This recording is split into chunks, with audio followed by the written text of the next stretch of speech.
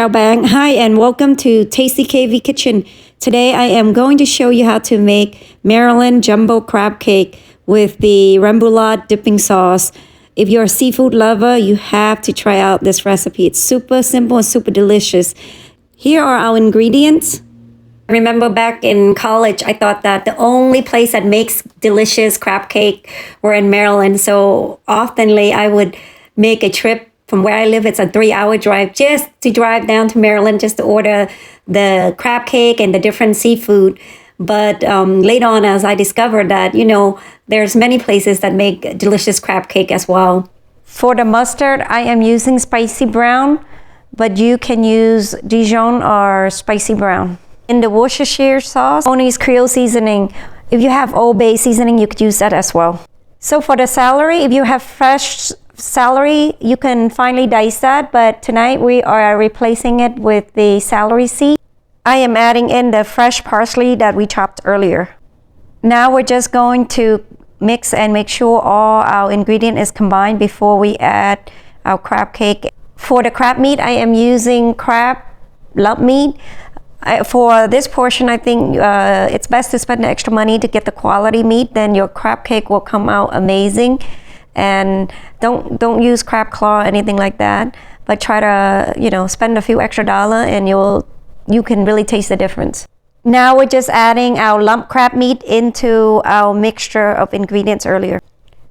We are using the panko bread crumbs tonight because this will make our crab cake light, whereas if we use a traditional breadcrumb, it will be thick and dense, so try to use panko for this portion. In my foodie travel, I discovered that crab cakes were originally made with leftover crab meat that was too small to sell, so vendors were trying to find ways to sell the seafood, like sell a little bit of the crab meat without wasting it, so they'll make up the small crab cakes out of it. Over time, the recipe became Maryland jumbo crab cake. It evolved, and it's been an iconic dish and we all love it, especially when you make it from home with love. It tastes even a lot better. And so we are using a measuring cup. You could do the round type of measuring cup that is half a cup, or once you get used to this, you will be able to freestyle it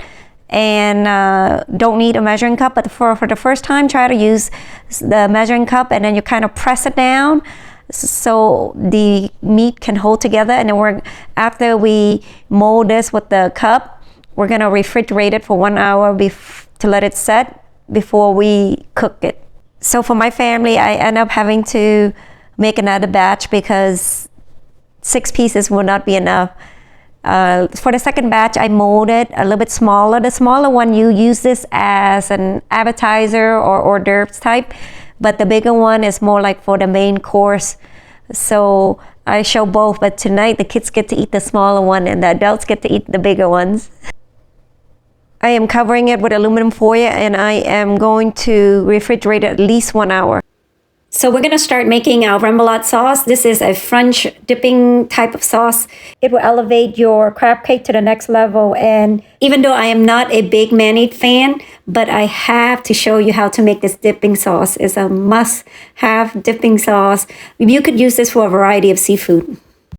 I am squeezing in about half of the fresh lemon juice. So we need about 2 teaspoons, so roughly half should be good. In the Worcestershire sauce, talking about French dipping sauce, I had always wanted to go to Paris. It's on my bucket list, so hopefully I will be able to go in the near future. But I guess making this sauce is like a vacation for my taste bud. For the spicy kick, we are using Crystal hot sauce. Cajun seasoning portion, we are using Tony's Creole seasoning again. I am adding cayenne pepper, paprika, sugar. For the capers, we don't want any juice, so just make sure you drain it out without the juice. I'm adding the chives, garlic. For our sauce, it's pretty much done. We're just gonna mix it and make sure all the ingredients are combined. And we're just stirring it to combine it, and then we're gonna wrap it up and put it in the refrigerator, and we'll be moving on to frying our crab cake. I just added oil. Now I'm going to add butter. The butter has melted. I am adding the large crab cake first, and we're gonna cook between 3 to 5 minutes on each side, depending on how much brown you prefer. So we're not gonna touch it for at least 3 to 4 minutes. Using the aluminum foil that we cover our crab cake with to cover the pan so I don't dirty the lid as well. So it's about 3.5 minutes now, and I checked the bottom looks brown, so I'm gonna flip it. I'm gonna turn all of it, and it looks perfect. Crab cake is pretty much done. I'm gonna remove it and plate it, and then we're gonna work on the mini crab cake as well. Repeat the same process.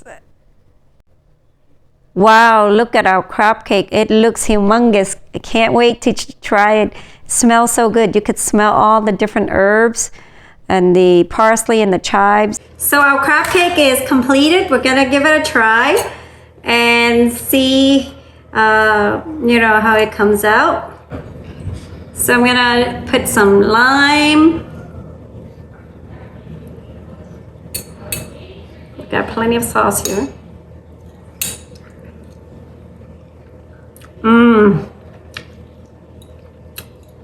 Really good. This is like fine dining crab cake, and you pay expensively when you get this kind of quality. So try to make it at home. You can enjoy this with your family. There you have it, super delicious crab cake created in your own kitchen, and you do not have to pay 5-star fine dining price to be able to enjoy it with your family.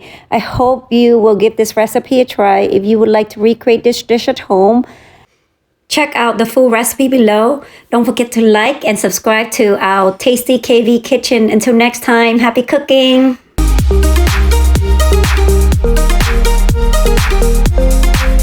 Ooh. Sauce.